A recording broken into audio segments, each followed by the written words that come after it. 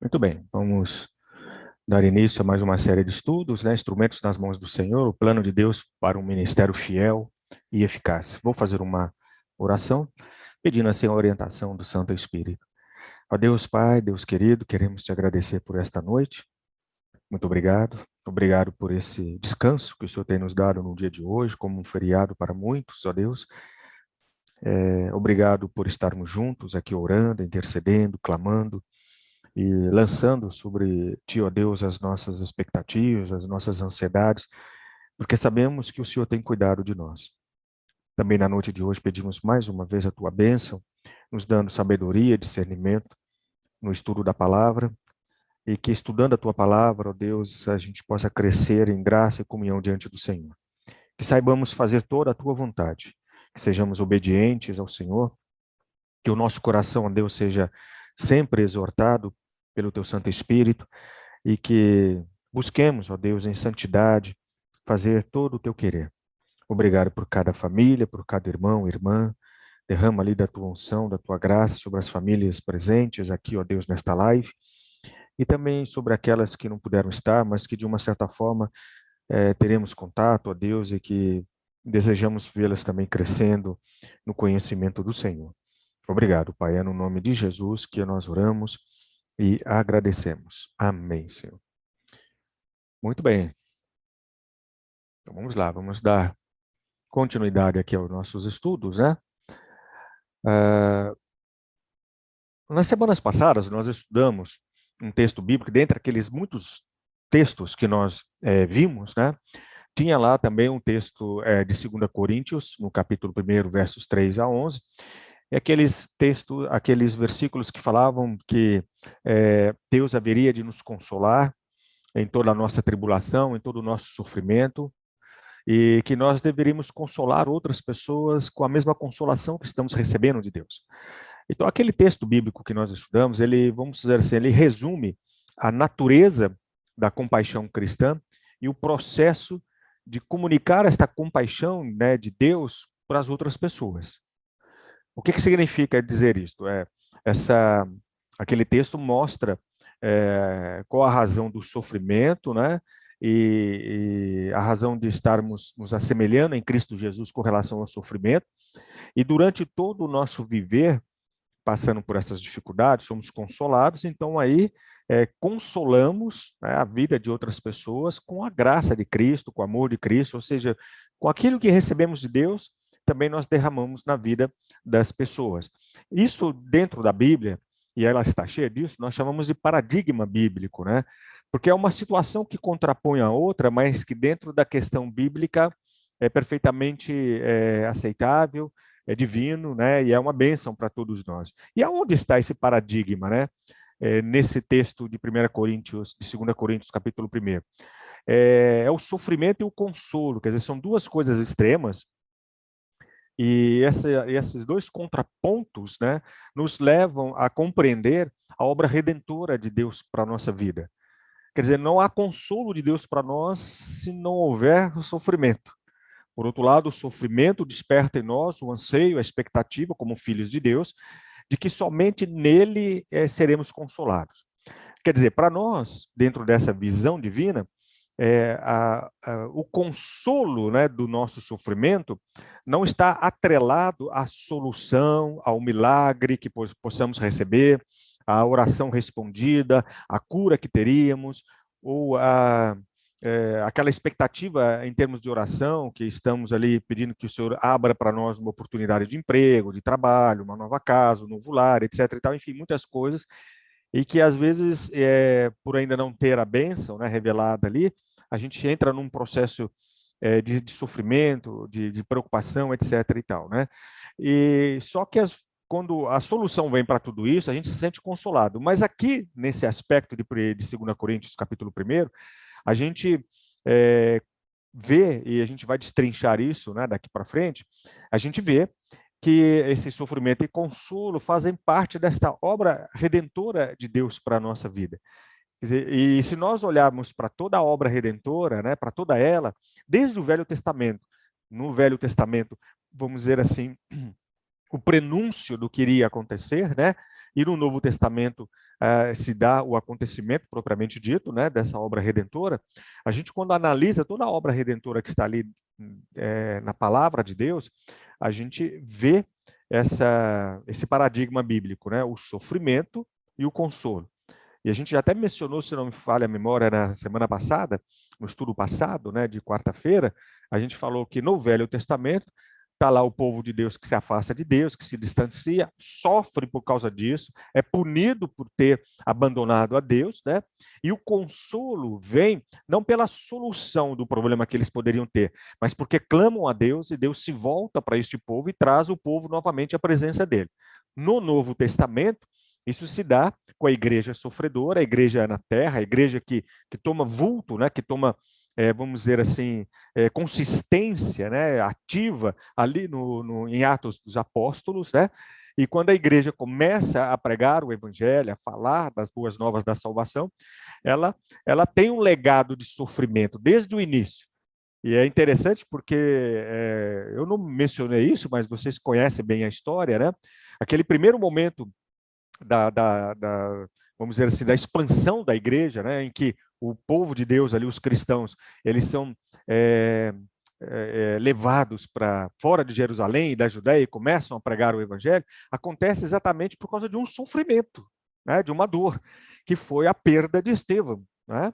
Então Estevão foi apedrejado, naquele momento em que ele estava ali sendo apedrejado, a Bíblia fala que ele abriu os olhos, ele viu realmente o Senhor se levantando e o recebendo, né? E a partir daquele momento de sofrimento, de dor e tal, a igreja é perseguida, a igreja, né? Os cristãos são perseguidos. E eles perdem tudo, perdem lá os seus bens, perdem suas casas, perdem a família e começam a fugir, começam a ir para lugares distantes. E a Bíblia fala que na medida em que eles se distanciam daquele epicentro, Jerusalém, Judeia, eles começam em Samaria e nos confins da terra ali a pregar o evangelho. Quer dizer, estão sofrendo, estão sendo perseguidos, são capturados, são mortos, mas eles estão pregando o evangelho, estão pregando o evangelho.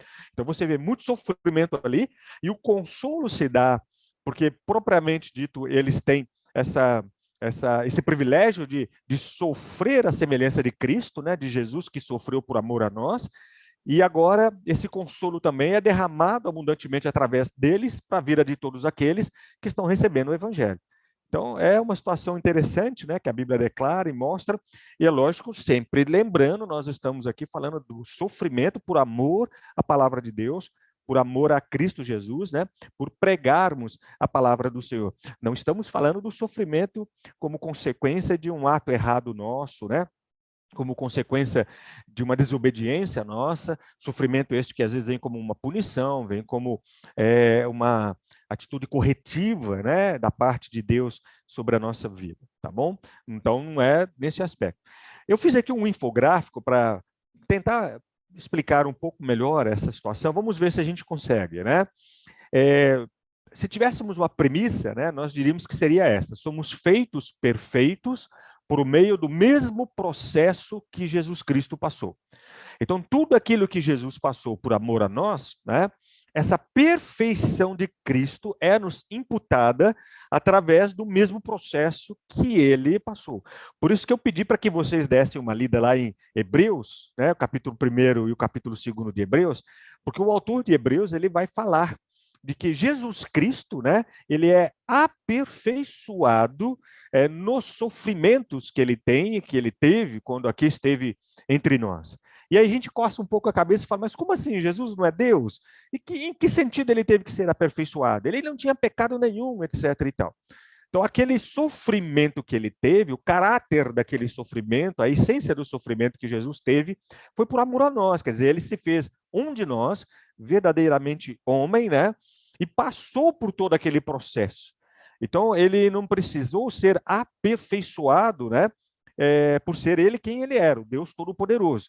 Mas ele recebe na vida dele entre nós, desde o seu nascimento até a sua morte e ressurreição, ele passa por situações onde, por obediência ao Pai, ele é aperfeiçoado para imputar sobre nós, né, esta perfeição também.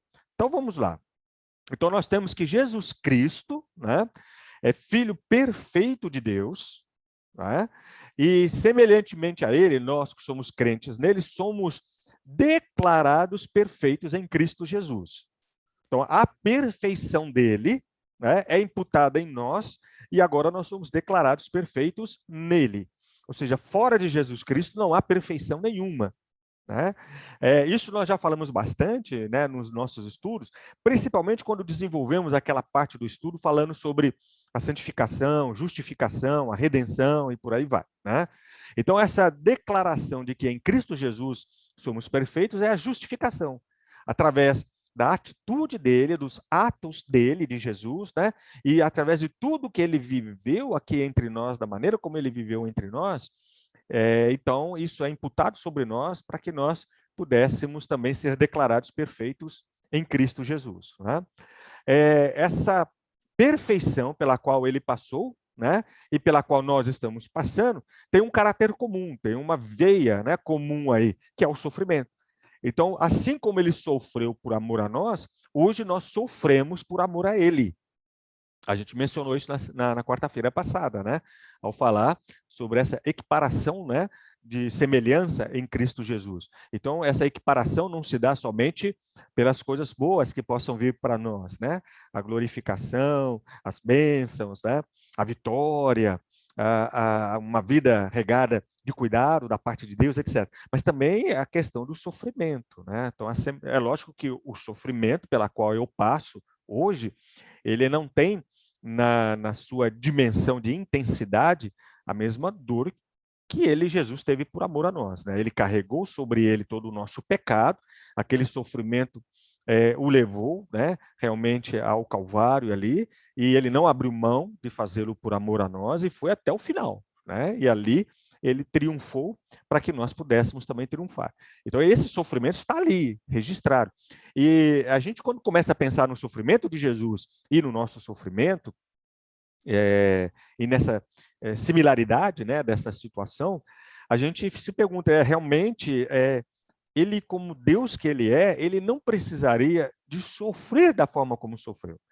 Mas a gente não pode deixar aqui de mencionar que esse sofrimento tem um caráter também no aspecto de ser ele o Cordeiro de Deus. Né?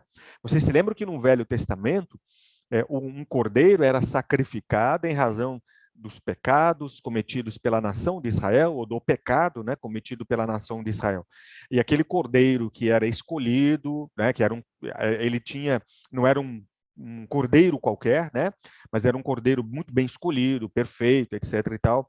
Ele era sacrificado, né, no altar ali do Senhor pelo sacerdote ou pelo sumo sacerdote, uma vez por ano, no caso, né, pelo sumo sacerdote. E tudo aquilo, todo aquele momento, era um momento de dor, de sofrimento. Não era algo assim maravilhoso de se fazer, né? Havia muita dor ali, muito sofrimento, não só por parte do animal em si, né, mas por parte de todos, porque o sacrifício daquele cordeiro, a morte daquele cordeiro, derramar do sangue daquele cordeiro naquele momento, era uma declaração de que Deus estava ministrando, derramando sobre o coração do povo o perdão, a graça, a misericórdia, né, por causa do sacrifício que ele estava recebendo. Então, isso trazia constrangimento para todos eles. Então, o sofrimento de Jesus por nós trouxe isso também. Né? E nós hoje sofremos de uma forma constrangedora também, por amor a Ele, por pregar a palavra dEle. Né? Em Cristo Jesus, esse sofrimento, né, pelo qual Ele passa, tem como um propósito de manifestar, de demonstrar em todo o mundo a justiça de Deus. Ok? Então, só Jesus pode demonstrar verdadeiramente esta justiça. E só ele pôde experimentar em seu corpo esta justiça do Pai. E Deus mesmo, Pai, ele só poderia manifestar a justiça dele como Deus justo que ele é, através da morte. Porque foi a declaração que ele deixou lá no Éden, quando Adão pecou, né? Então, vocês pecaram, vocês desobedeceram, então a morte jaz ali sobre vocês. Então, vocês agora serão mortais e são expulsos do paraíso. Então, a morte veio como consequência do pecado. Então, a manifestação da justiça de Deus se deu ali naquele ponto, naquele momento, e ela é demonstrada sobre nós através do sofrimento do Cordeiro. Então, a morte de Jesus por nós, todo o sofrimento que ele teve, né, manifesta ao mundo a ira de Deus, a justiça de Deus. E aí o que acontece, né, na contrapartida para nós, né? Essa justiça de Jesus Cristo demonstrada por todos nós em razão do sofrimento que ele teve para todos nós, nos leva a esse processo de santidade, uma santidade que eu digo aí, ela é pessoal e é verdadeira, né? Ela é pessoal, em que sentido que eu digo aqui que ela é pessoal? Ela é direcionada para cada um de nós como filhos de Deus. Quer dizer, a minha santidade, ou a santidade pela qual eu agora tenho em Cristo Jesus, ela não é um salvo-conduto para todas as pessoas que estão ao meu redor. Ah, porque eu tenho esta santidade por parte de Jesus Cristo, porque ele me deu esse privilégio de ser dele, me separou para ser dele, então todos que estão ao meu redor também o serão. Não, ela é pessoal, quer dizer, eu tenho que ter esta experiência particular com Cristo Jesus.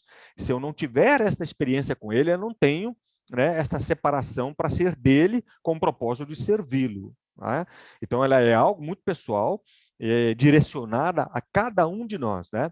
E esse é o processo de santificação. E é exatamente dentro desse processo de santificação, na manifestação e no desenvolvimento desta santificação, que se dá todo este sofrimento, né, pela qual nós passamos. Então, o sofrimento está dentro da santificação, em cada um de nós, né? Em cada um de nós pelas coisas que nós passamos. Então, não é que o sofrimento vai nos santificar. Não. Nós já somos santificados, como está aí no infográfico, né? Nós já somos santificados aí pela justiça de Cristo, né? Por ele ter passado pelo que ele passou.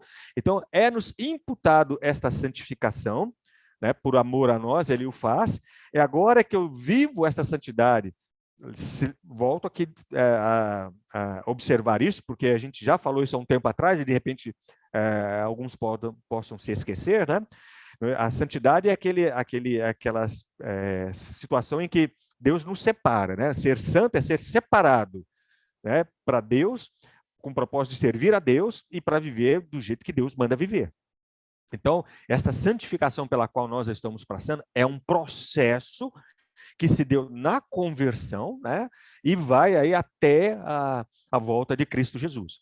Quando Jesus retornar nessa sua segunda vinda, né, ele retorna, ele leva para si a igreja, que somos nós, como noiva dele, e ali se entramos, então, nos céus, para viver em perfeição, a semelhança de como ele tem vivido hoje à destra do Pai.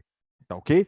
Então, eu imagino que este infográfico, ele é muito simples, mas eu creio que ele baliza para nós aí essa contrapartida, né? Esse paradoxo que existe aí entre ele, Cristo Jesus, e tudo que ele fez por nós, e nós agora como crentes nele e que recebemos esse privilégio, né? Então, o que há de comum entre nós, nós estamos citando aqui dentro do elemento amor o sofrimento, por isso que eu falo que o que há de comum entre nós quem? Nós crentes e nós Cristo, é este sofrimento. Mas há outros aspectos que nós vamos ver e desenrolar durante o estudo, que também faz parte dessa situação comum entre ele, Jesus, e entre nós, seus filhos. Tá? Mas como estamos lidando com o aspecto do sofrimento, para entender o sofrimento que nos assedia constantemente, tem aí uma resposta redentora, né? Quer dizer, porque sofremos, como crentes. Sofremos porque ele sofreu. E a semelhança dele devemos sofrer. Por quê? Porque pregamos o evangelho, pregamos as boas novas da salvação, né? E esse sofrimento é um processo, é um meio, é um instrumento que Deus utiliza para estar nos levando a esta perfeição, a semelhança em Cristo Jesus. Lógico, isso tudo é sabido por todos nós, que essa perfeição, ela não é atingida aqui, né? Somente ele o era, né? Somente Jesus.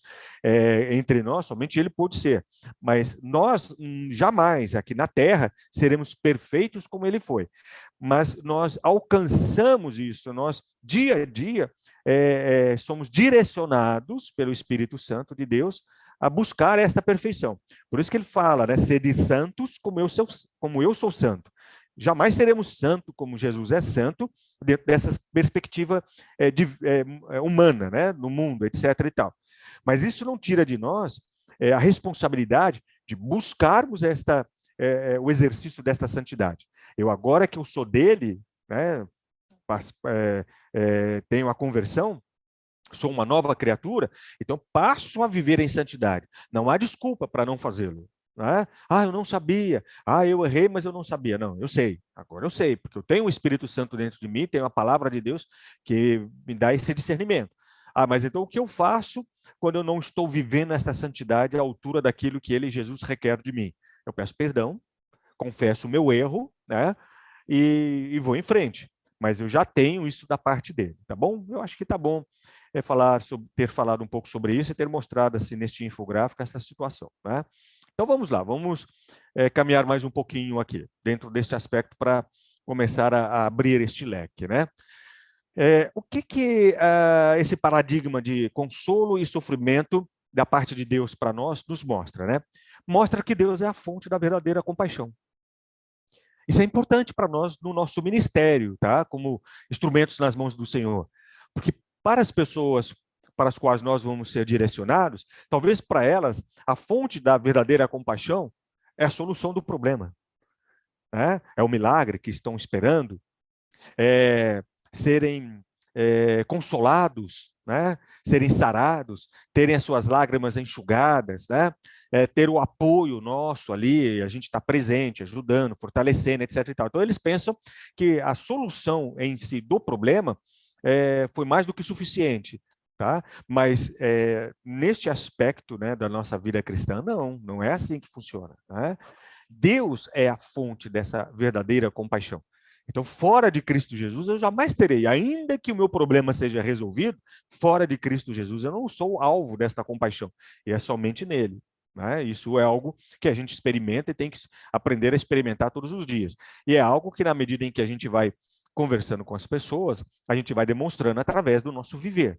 Né? Então, o consolo verdadeiro, e quando eu falo aqui, entenda, consolo verdadeiro, o consolo que Deus pode nos dar, 2 Coríntios capítulo 1, né? Então, eu sou consolado por toda sorte de bênçãos que o Senhor possa derramar sobre mim, para eu poder consolar outros que estão passando pelos mesmos problemas. Então, o consolo verdadeiro é encontrado quando quando eu entendo que eu estou na palma da mão de Deus, que criou e governa todas as coisas. Ok? Então, veja, para nós isso é ponto pacífico, é absoluto, né? Sem dúvida, pastor, não há dúvida nenhuma que o consolo verdadeiro para a minha vida está realmente nesse entendimento. Quer dizer, eu estou nas mãos do Senhor, que é o Deus que me criou, o Deus que criou todas as coisas, e é o Deus que tem sobre as suas mãos, né, o governo de todas as coisas. Então, nada escapa, né, ao querer dele. Ok, amém, isso é ponto pacífico para nós. Mas, veja, para aquelas pessoas para as quais seremos levadas e que ainda não experimentaram a conversão, isto não é, ok? Elas não acreditam nisto, elas ainda não tiveram seus olhos abertos, o coração convertido, elas ainda não foram transformadas, né, pelo Espírito Santo de Deus em novas criaturas. Então, para elas isso é complicado, elas não conseguem ver que Deus está no controle do sofrimento da vida delas, que Deus está no controle de uma perda que elas tiveram, né? Elas às vezes até ficam bravas, nervosas e perguntam: onde é que está esse Deus que você está falando? Agora, eu sei disso e você sabe disso, e a maneira de demonstrar isso para essas pessoas é vivendo a realidade disso. Então, Deus é a fonte, né, verdadeira de toda a compaixão. Outro aspecto importante nesse paradoxo, né, é que o conforto que recebemos do Senhor tem o ministério em vista, né? Todos nós temos um ministério, todos nós, servos de Deus, filhos de Deus, temos um ministério, tá? Todos. Pode ser que eu não saiba qual é o meu. De repente eu me converti há pouco tempo, estou agora na igreja, estou começando, né? E, num certo sentido, as pessoas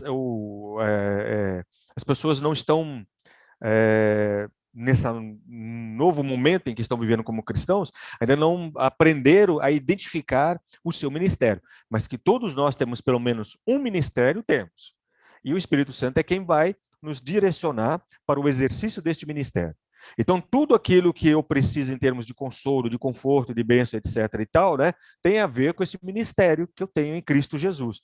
Então, isto é fundamental também na nossa vida para uma boa compreensão, uma boa vivência, né, relacional com Deus, porque isso escapa daquela visão que o mundo tem de que o conforto que eu preciso receber tem a ver com as benesses ou as bênçãos que eu tenho. Então, quanto mais bênçãos, quanto mais tranquilidade na vida, quanto mais saúde, etc. e tal, então, mais tranquilo eu estou neste mundo. Para mim e para você, que somos cristãos e que temos um ministério nas mãos, que é ser um instrumento das mãos do Senhor, a realidade é outra, né? E aí, de novo, entra no paradoxo bíblico que nós falamos, né? A gente vai viver a realidade dos sofrimentos por amor a Cristo e temos o consolo, temos o conforto que recebemos em razão do ministério que estamos vivendo. Né? Deus me escolheu, escolheu a mim, escolheu a você, não só para nós sermos o recebedor da graça, né, dele, da salvação dele, da misericórdia dele, mas para nós levarmos esta graça, esta misericórdia, esse perdão, este amor para outras pessoas, ok? Então é para isso, é com esse propósito. Então eu estou salvo, amém. Oh, estou em Cristo Jesus, beleza, tenho certeza da salvação, amém. Vou viver a minha vida, laissez-faire, laissez-passer, né? Quer dizer, vou viver do jeito que eu quiser. Não, de maneira alguma, né? Então, eu agora, nessa jornada cristã, eu recebo de Deus, na palavra de Deus, a compreensão de que essa graça, esse perdão, este amor, esta misericórdia, esse consolo, enfim, tudo isso que eu estou recebendo de Deus e que recebi de Deus, esse pacote pleno da presença do Espírito Santo de Deus que eu tenho no meu coração, tem como propósito, né, de realmente abençoar outras vidas. Então, eu não posso fechar, né, em mim mesmo estas dadivosas bênçãos que eu recebi do Senhor. Eu não posso ser uma pessoa egoísta com relação a tudo isso que eu recebi de Deus. Eu tenho que entender que eu sou um escoadouro das bênçãos de Deus. Né? Eu não sou um atalaia, eu não sou um instrumento nas mãos do Senhor. Não há um propósito de Deus através da minha vida de eu poder ir e pregar e falar de tudo isso da parte de Deus para a vida de outras pessoas. Então eu não posso me fechar. Né? Eu tenho que abrir o meu coração, ter muita paciência com as pessoas, orar por elas, interceder por elas e continuar sendo ali um instrumento das mãos do Senhor para poder levar para essas pessoas esta graça de Deus. Foi isso que Jesus fez por nós, né? Foi isso que Jesus fez por nós. Constantemente Jesus exortava os discípulos e apóstolos dizendo que ele recebera do Pai e do Pai ele estava derramando para o coração de todos ali. Então, tudo aquilo que maravilhosamente ele, o Filho, estava recebendo do Pai, ele estava devolvendo para todos nós ali. Ele não ficou somente para ele. Né? Então, aquelas dadivosas bênçãos foram compartilhadas com tudo e com todos. E independentemente de como as pessoas estavam vivendo. Mesmo que algumas não aceitavam, mesmo que algumas não se identificavam com aquele ministério, algumas pessoas não receberam a Jesus, né? A Bíblia mesmo fala que muitos, até da própria família dele, não aceitaram, não receberam, etc. e tal. Né? Mas independente disso, ele estava manifestando a todos ali as bênçãos que o Pai deu. Na oração de Jesus, ele fala: Pai, tudo aquilo que o Senhor me deu, eu manifestei. Eu mostrei. Então, esse é um propósito também de Deus, né, de Cristo Jesus na nossa vida, ok? Outra coisa importante também nesse paradoxo bíblico, né? Deus quer que eu e você compartilhemos o sofrimento de Cristo. E aqui compartilhar tem dois aspectos, né? Esse compartilhar. É o compartilhar de eu estar compartilhando com Cristo em termos de similaridade, aquilo que a gente já falou até agora deste sofrimento, mas é o compartilhar também no aspecto de passar para os outros também. Né? Então, eu sofro e nós sofremos para que possamos fazer parte do bem que Deus faz na vida de outras pessoas. Né? Então, eu passo por todas essas dificuldades, recebo de Deus a graça, a unção, o perdão, o amor, a bênção, a cura, e vou estar compartilhando com outras pessoas na mesma medida. Só que o que eu compartilho também, né? Que eu tenho que aprender isso no meu ministério. Eu também tenho que compartilhar com as outras pessoas o sofrimento de Cristo. Quer dizer, quando eu vou falar para alguém, ou vou ser usado pelo Espírito Santo, melhor dizendo, né? Vou ser usado ali pelo Espírito Santo para falar para alguém sobre amor, sobre perdão, sobre a solução de algum problema, alguma dificuldade, eu tenho que também evidenciar para aquela pessoa que Jesus também passou por esses sofrimentos, Jesus passou por tudo aquilo por amor a nós, né? Para tirar de nós esta dor pela qual hoje nós estamos passando, ok? Eu vou só encerrar, falta só poucos minutinhos aqui, eu quero encerrar só com esse quarto princípio, tem mais mas eu vou encerrar só com um quarto, né? O nosso sofrimento não nos pertence, pertence ao Senhor. ok? Isso está dentro da conotação que a gente já até pregou e falou sobre a soberania de Deus. Quando falamos bastante sobre a soberania de Deus, nós mostramos que tudo pertence a Ele, inclusive o nosso sofrimento. Por mais que o meu sofrimento, uma parte desse sofrimento possa vir como consequência dos meus erros, da minha desobediência, etc. e tal, a outra, por causa do ministério que se assemelha a Cristo Jesus, todo esse sofrimento pertence a Ele, não a mim. É dele, ele comprou isto, né? Jesus viveu isso para nós. Ele recebeu, quando ele morre ali, ele recebe ali tudo isso por amor a nós. Então esse sofrimento também pertence a ele, não é mais nosso, né? Pertence a ele e tem ali agora, dentro desse aspecto, tem um propósito específico, né? Ele recebe esse sofrimento nosso no corpo dele com um propósito específico, que foi, no caso, de imputar sobre nós o livramento, a bênção, né? A misericórdia, a graça, né? E de nos dar a santidade semelhante à santidade que ele esteve ou teve quando entre nós ele estava, né? Então, o fato de evidenciar este tópico, né? O nosso sofrimento não nos pertence, pertence ao Senhor, é para mostrar que Jesus tem o controle de tudo, sim, de tudo. Pode ser que eu não tenha as respostas para isso de uma maneira humana, pode ser que o mundo não vai encontrar isto fora de Jesus, não vai mesmo, né? Não tem como fora de Jesus encontrar esta resposta, mas ele tem o controle de tudo isso, ok? Então tá, então a gente vai fazer uma pausa aqui para a gente voltar e fazer ali a nossa despedida, mas antes eu quero concluir com uma oração. Pai, eu te agradeço mais uma vez por este momento de estudo da palavra, muito obrigado. É confortante, é abençoador, é galardoador, ó Deus, poder receber do Senhor esta graça que é o estudo da tua palavra.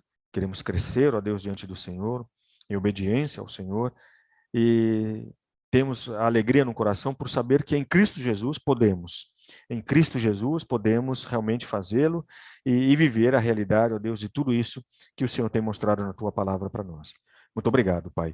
É no nome dele e por amor a ele que nós oramos e agradecemos. Amém.